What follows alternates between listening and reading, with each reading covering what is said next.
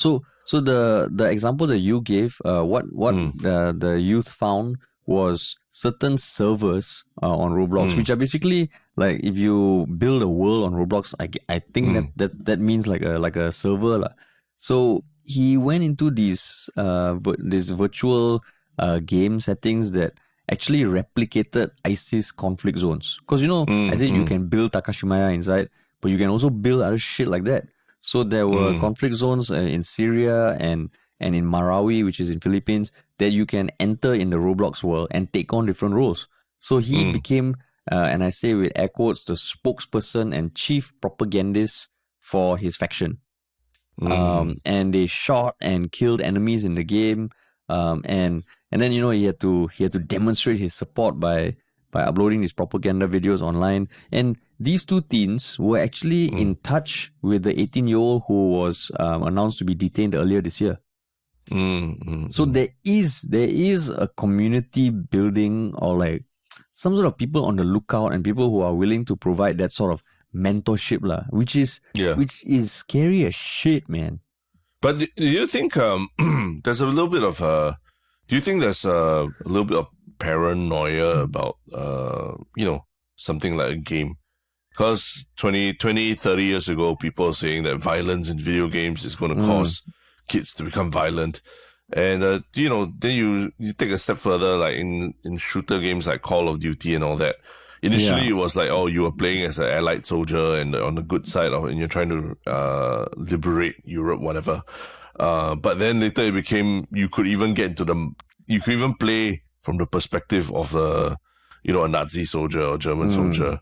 Or I'm not sure in later iterations if you could even play, let's say, on not the terrorist side, but the insurgent side, or the bad guy side of things, right?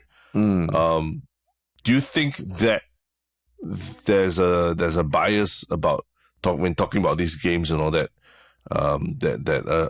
maybe our generation doesn't understand very well, but for them it's just role play, right? Could it be it's just that it's role play? It's like, you play a game, then you have an avatar, and then you pretend to be a terrorist and all these things. Do you think there's a bit of paranoia going on here? You mean like unjustified paranoia or justified? Like you and me, the way we talk about Roblox, I'm guarantee you there's some Gen Z person, if he hears what we're saying, they're going to slap their foreheads like, these two guys don't know what the hell they're doing. People do all sorts of things in Roblox. They dress up as dinosaurs, they dress up as donkeys and everything. And these people, they're not literally, becoming terrorists in the game. They're just pretending, role playing and all that. You think there's a possibility of that? As in the possibility of people having that mindset, or what I feel that we are overreacting about this Roblox thing and also. I don't think so, man. Because I mean, I do like the debate of like violence in video games has been going on for years, right? It's just now it's reaching like different levels. Like previously, you couldn't create your own virtual game or something, and now you can in Roblox and Minecraft. Then there's VR. So I do actually feel that these sort of games can impact the way people think, both positively and negatively. So like if there's a game that allows you to play or role play a Nazi, right? Then I'm like, man, that's fucked up. I don't know. I'm also not a gamer. Okay. So I know there can be many different perspectives, but yeah, I can. That's what I feel. And whether we are overreacting to this or not, I don't think so. Because it's almost like it's a new way of communicating with people. Like previously there was IRC, or ICQ. Then there's a threat of people being radicalized through those means. Then there's YouTube and then Twitter. And then now it's just that's why I say it's like a natural extension, okay, this is them leveling up. So, and I don't think it's false paranoia. Yeah, and I think coupled with what they were doing offline also, the stuff they were consuming, stuff they were reading, probably the materials they were sending each other. I think you got to look at that in totality and realize that this is not just some kid who's pretending or cosplaying or anything like that, right? Like the kid, I mean the 18-year-old in December, he literally went to Coney Island, planted a flag there and took a photo, on National Day, right? Yeah, National Day specifically, to add extra significance to what he was announcing, in terms of like wanting to set up a caliphate and all. Although Coney Island, I must say, is a very tricky place to start having meetings and everything. Like if you want to gather big groups of people, you probably the first war you have to fight is against sandflies. It's really the sandflies will eat you up before you even get started. And you might abandon plans by then. So and the wild boars are wild boars. Wild boars? Coney Island got wild boars? Oh yes, so. they do. Yeah. And there's always like some Chinese uncles who come and feed the wild boars bread. That's why the wild boars become very overly friendly with humans. And then there's a gate, right? There's a gate that closes the entrance to Coney Island, right? At night, yeah. So yeah, maybe the first war they would need to fight is against sandflies and wild boars. But that aside, it's these things that, they start to encroach on your physical space, not just the online space in which they're really operating. That's where I guess it starts to get dangerous, like you could just be visiting Coney Island to go and cycle or something like that, and then suddenly you see one IS flag planted by the shore or something. Kind of scary. So yeah, I mean, I also think that, it's not just, you don't just look at the game, like you look at what the behavior was in other aspects of their life. And the inevitable conclusion is that, there needs to be an intervention somehow.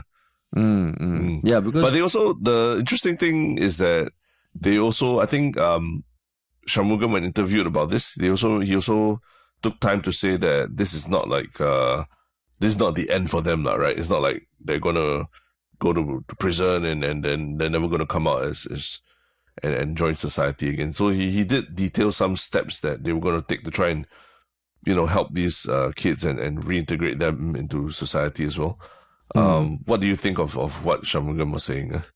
I mean, I think that rehabilitation approach is good, because these people are young, and feels like I mean, I appreciate that, because I know a few years ago when there was the first Singaporean to appear in an ISIS video, and all the media outlets were just saying that, oh, this guy has been a drug addict, he's a delinquent. It almost made it seem like it's a natural consequence for someone from that context to end up in terrorism. It's like, of course. As opposed to taking the approach, this guy is a Singaporean guy, man. He's been eating like nasi lemak, roti prata, just like us. And drinking, ice Milo and all this kind of stuff. And he ended up there. How could that have happened? So the fact that they're saying that they're rehabilitating, it feels, I like it, I appreciate it, because they're treating them like, you are Singaporeans, first and foremost, we will take care of you, and you may have gotten radicalized, but let's try and find a way back to be a valuable part of society. So I like it. Yeah, I think the tone seems to me to have softened a bit since that initial Singaporean that appeared in the ISIS video, right? Yeah. Because this one, they talk about the steps they're going to take, how they're going to have religious counseling and other kinds of counseling, and really emphasizing that they're not killing off their potential forever with this kind of thing. And the fact that they didn't name the two kids, right? Tells me, okay, there's some thought there's going to, okay, I mean, we're going to take this quite extraordinary step of issuing orders to a 15-year-old and 16-year-old boys, right? Yeah. But at the same time, let's not vilify them and make them hate society even more by painting them as outcasts, right? Which was what happened. I think the last time it felt like not only talking about his history of drug addiction or mental issues, I think they even talked about him being a failed entrepreneur and businessman and all these things. So, it's almost felt like the guy was like being shamed for just not being a very productive person in society and all that, right? Like, why would this is why this person joined terrorist groups, Not that we need to celebrate his achievements, but really it should make us really reflect and wonder, why is it that one of us went there, right? Yeah, but okay, so along the lines of rehabilitation, because it did strike me as like, hey, why is it that we only find out about these people when they have such developed plans? Like they fucking go to Coney Island and do stuff like that. So actually, then I was curious what the process is for ISD that they take the moment that they suspect someone of being radicalized. And apparently, I mean, it's quite lengthy. They do multiple interviews, they run psychological assessments, they speak to the people around that person. And even like the people who have been detained, like those young kids, some of them were being tracked as early as like 14 years old. No? So the 16-year-old, 2020, he was already on the radar. So there's a lot of stuff that happens. I guess the limitation is that they can't do anything until there's something more concrete. But do you think they should get more hardcore with that? It's like, in school, I don't know whether they still do it, but last time they will do over the PA system, then they call you to go see the dentist, right? So they summon you ISA or ISD come, okay, well, will Harish Nani please report to the principal's office? You have a meeting with the ISD. As in what? You're asking if earlier intervention. You think sure we should give them the free rein or not? No, I'm sure that there's already probably outreach programs in schools from as young as like primary school and everything. And you and I have also like gone to primary schools and given talks as well, right? To talk about, being content creators as a career or anything like that. So I think teachers and students are all more savvy these days. And it's probably at a younger age, you really can start engaging with them to maybe not like what you say, like going to see a dentist, but more like someone coming to school during assembly and giving a talk about why you should, watch even on what online spaces you're hanging out, because you never know who are the people that you might meet along the way. But yeah, I don't know, man. Maybe what they need is given this new threat of the the metaverse and all these online communities, they really just need to have a cyber gaming or e-gaming terrorism division, counter-terrorism division or something like a group of e-gamers who go into all these spaces and like represent like the internal security of Singapore, and they go out there and then in games like Roblox, and they rather than try and ban this kind of like terrorist propaganda, they should go into these games and create like other kinds of spaces where people can hang out rather than go and hang out with other like-minded IS sympathizers right?